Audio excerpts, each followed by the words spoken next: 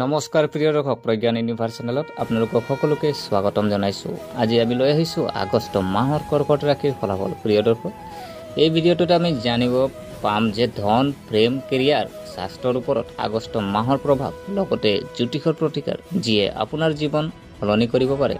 গতিকে শেষলৈকৈ চাওক, পলম নকৰি আহক আমি ভিডিঅ'ৰ মাজলৈ সোমাই যাওঁ। প্ৰিয় দৰ্শক, প্ৰথমতে যদি চোৱা হয় আগষ্ট মাহত আজি আপোনাৰ যিহেতু কৰ্কট ৰাশিৰ স্বাস্থ্যৰ আমি দিশটো যদি চাওঁ, 2025 চনৰ আগষ্ট মাহত মাহেকীয়া ৰাশিফল অনুসৰি আগষ্ট মাহে স্বাস্থ্যৰ দৃষ্টিকোণৰ পৰা মিশ্ৰিত ফলাফল দিব পাৰে। স্বাস্থ্যৰ কিছু উত্থান পতন হ'ব পাৰে। আপোনাৰ প্ৰথম ঘৰত বুধৰ গোচৰত স্বাস্থ্যৰ দৃষ্টিকোণৰ পৰা ভাল বুলি গণ্য কৰা নহ'ব।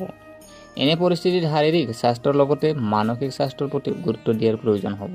শাৰীৰিক কোনো সমস্যা নাথাকিবও পাৰে, কিন্তু মনত মানসিক চাপৰ অনুভূতি আহিব আৰু আপুনি অসুস্থ বা ভাগৰুৱা অনুভৱ কৰিব পাৰে। সেয়ে এই মাহটো সুখকৰ বাবে কাম কৰিব লাগিব। স্বাস্থ্যৰ কাৰক সূৰ্য গ্ৰহটো মাহৰ প্ৰথমাৰ্ধত আপোনাৰ প্ৰথম ঘৰত থাকিব। প্ৰথম ঘৰত সূৰ্যৰ গোচৰত ভাল বুলি গণ্য কৰা নহয়। এনে পৰিস্থিতিত জ্বৰ আৰু পিঠ আদিৰ লগত জড়িত কিছু সমস্যা দেখা যায়। মূৰৰ বিষ, চকুত জ্বলা পোৰা আদি অভিযোগ দেখা যায়। মাহৰ দ্বিতীয়াৰ্ধত আপোনাৰ চালে তুলনামূলকভাৱে উন্নত ফলাফল দিব বিচাৰিব, কিন্তু তথাপিও এই মাহটোৰ ভিতৰত স্বাস্থ্যৰ বিষয়ে সচেতন হৈ থকাটো বুদ্ধিমানৰ কাম হ'ব। ইয়াৰ অৰ্থ হ'ল 2025 চনৰ আগষ্ট মাহটো স্বাস্থ্যৰ দৃষ্টিকোণৰ পৰা গড় স্তৰ স্বাস্থ্যৰ ক্ষেত্ৰতো কেতিয়াবা এই মাহত গড়তকৈ দুৰ্বল ফলাফল হ'ব পাৰে।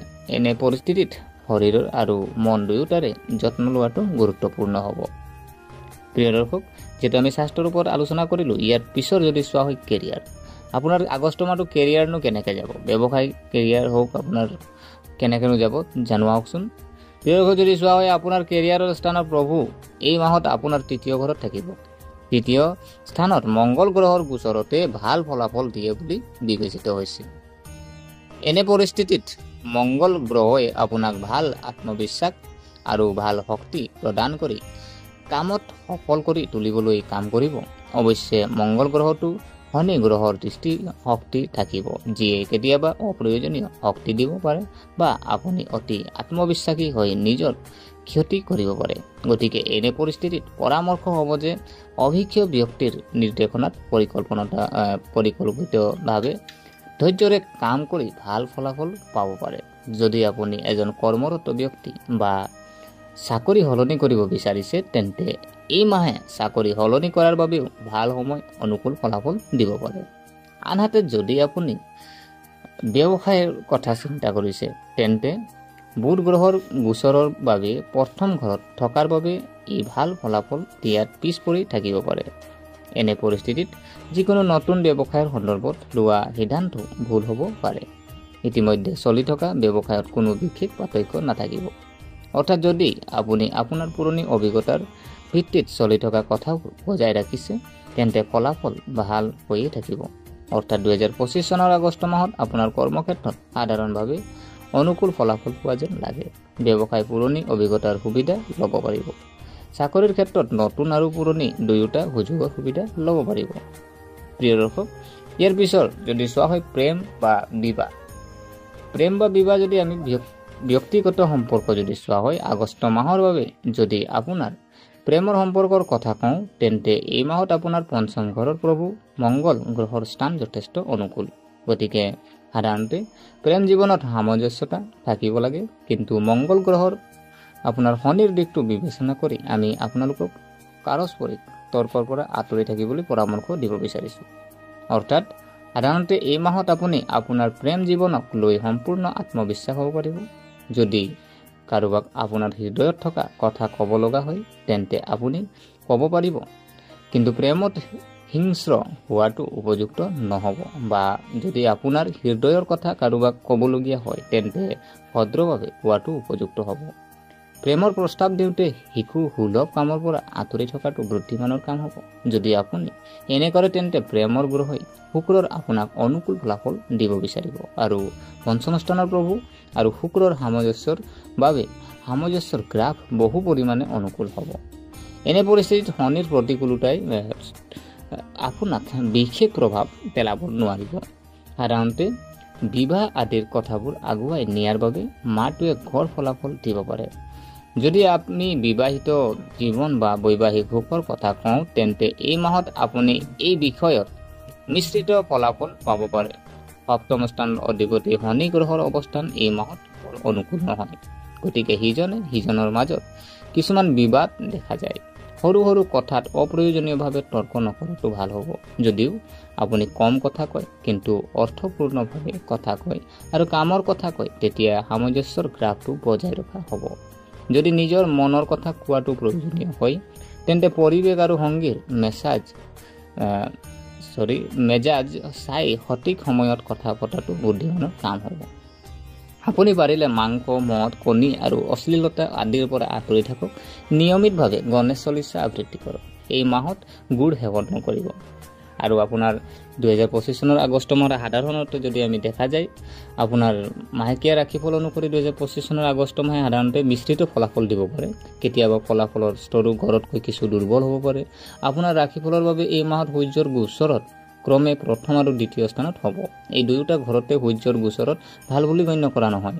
মংগল গ্ৰহৰ গোচৰৰ বাবে আপুনি যদি গোচৰৰ কথা যদি ক'বলৈ যাওঁ তেতিয়াহ'লে মংগল গ্ৰহৰ গোচৰ গোটেই মাহটো আপোনাৰ তৃতীয় ঘৰত থাকিব, যিয়ে সাধাৰণতে ভাল আৰু অনুকূল ফলাফল দিবলৈ চেষ্টা কৰিব। বুধ গ্ৰহৰ গোচৰত মাহটোৰ বেছিভাগ সময় আপোনাৰ প্ৰথম ঘৰতে থাকিব। বুধেও আপোনাৰ ছেট কৰা হ'ব আৰু এই কাৰণসমূহৰ বাবে বুধ গ্ৰহৰ পৰাও অনুকূলতাৰ আশা নাই। বৃহস্পতিৰ গোচৰত আপোনাৰ দ্বাদশ স্থানত থাকিব। এনে পৰিস্থিতিত বৃহস্পতিৰ পৰাও কোনো বিশেষ সমৰ্থন আশা কৰা উচিত নহয়। শুক্ৰৰ গোচৰত এই মাহৰ 21 তাৰিখলৈকে আপোনাৰ দ্বাদশ স্থানত থাকিব আৰু পিছলৈ প্ৰথম ঘৰত থাকিব। শুক্ৰৰ এই দুয়োটা গোচৰতে অনুকূল ফলাফল দিয়ে বুলি কোৱা হয়। শনিৰ গোচৰত আপোনাৰ ভাগ্যৰ ঘৰত থাকিব। শনি নিজৰ নক্ষত্ৰমণ্ডল আৰু ক্ৰমে কেতু আৰু বুধৰ উপ নক্ষত্ৰমণ্ডলত থাকিবলৈ গৈ আছে, গতিকে শনিৰ পৰাও অনুকূলতা আশা কৰা উচিত নহয়। ৰাহুৰ গোচৰত অষ্টম স্থানত থাকিব আৰু বেছিভাগ সময় বুধৰ উপ নক্ষত্ৰমণ্ডলত থাকিব, গতিকে ৰাহুৰ পৰাও অনুকূলতাৰ আশা নাই।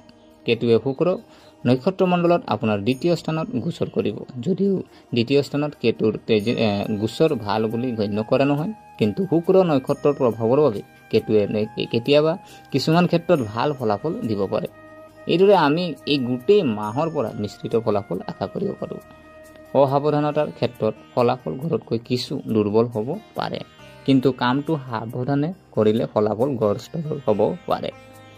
প্ৰিয় দৰ্শক, যদি চোৱা হয় আজি আপোনাৰ যিহেতু কৰ্কট ৰাশিৰ আজি আমি কেৰিয়াৰ চালোঁ, স্বাস্থ্য চালোঁ আৰু এই মাহৰ আপোনাৰ গ্ৰহৰ গোচৰো চালোঁ। এতিয়া আমি চাওঁ আহক বিত্তৰ আপোনাৰ যিহেতু আপোনাৰ আৰ্থিক দিশটোনো কেনেকৈ যাব। বিত্তীয় বিষয়ৰ কথা যদি ক'বলৈ গ'লে এই মাহত আপোনাৰ লাভৰ ঘৰৰ প্ৰভুৰ শুক্ৰ অৱস্থান সাধাৰণতে অনুকূল যেন লাগে।